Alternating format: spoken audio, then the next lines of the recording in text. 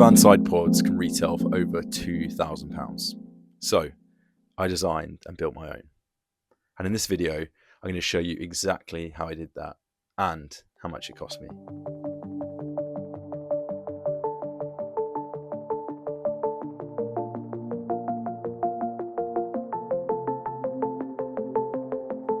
I'm converting this Mercedes Sprinter into what I hope will be the ultimate overland campervan. But instead of buying expensive, off-the-shelf parts, I'm building everything myself.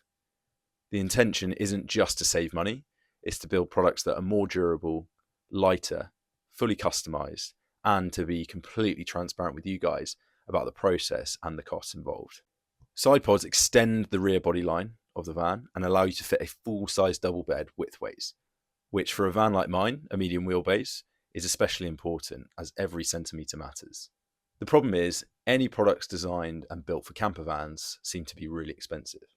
You're looking at £600 for a pair of the cheapest options to well over £1,000 for the most expensive. And that's not even taking into account additional things like windows, adhesives, colour matching them to your vehicle, or professional installation, which can push the cost well up above that. I didn't love the look of some of the available options online. Some looked bulky, others like an afterthought. And if I'm building these products myself, I want to make them look like they belong on the van. Plus, I enjoy building products. If I can build something, I will. I decided to 3D print sacrificial molds using recycled PLA, laminate inside of those molds, and then recycle them afterwards.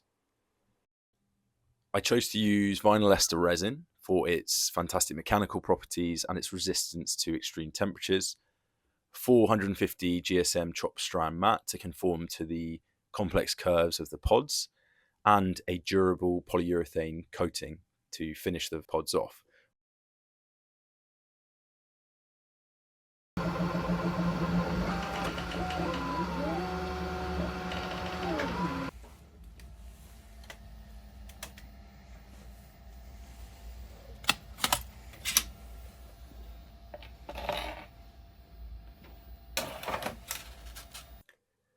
This was my first time using recycled PLA, and I reached out to a company called Filamentive, who kindly donated all of the filament that I used during this project. They don't just provide recycled filaments, they also provide sustainability profiles on all of those products as well, so that you can see exactly how they were made and what goes into each one. No greenwashing, just data. And once cleaned up, these molds will be going back through Filamentive's recycling scheme. If you're interested in any of the recycled filaments that they offer or their recycling scheme, you can find all the links in the description below.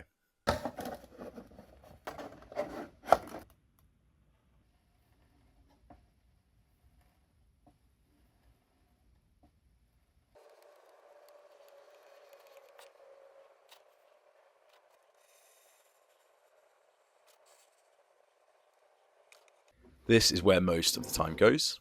Plastic welding a quick test fit just to test for alignment before committing to 8 days of continuous printing.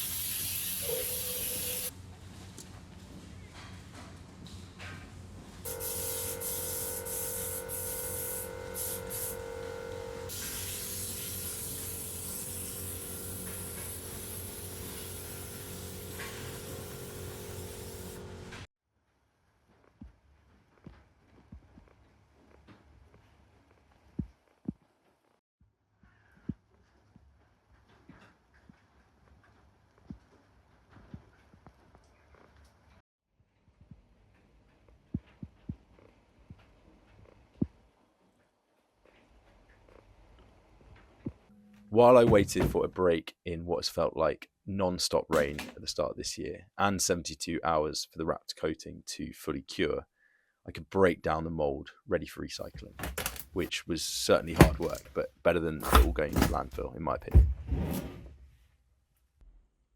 Once finished, the windows could be bonded in and the apertures on the van cut out ready for installation. Then the pods were bonded directly to the panels using Sikaflex 552.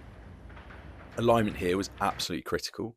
If they were off for any reason, they might leak or just look wrong.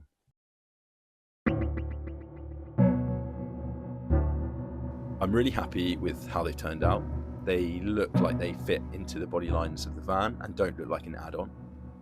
There are some things that I would probably do differently if I was doing it again, and I might even address those concerns in a future video if you guys want to see it. Here's the total cost and weight of the pods.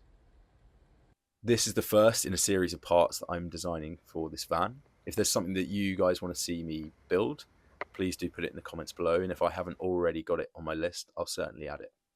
Thanks a lot for watching.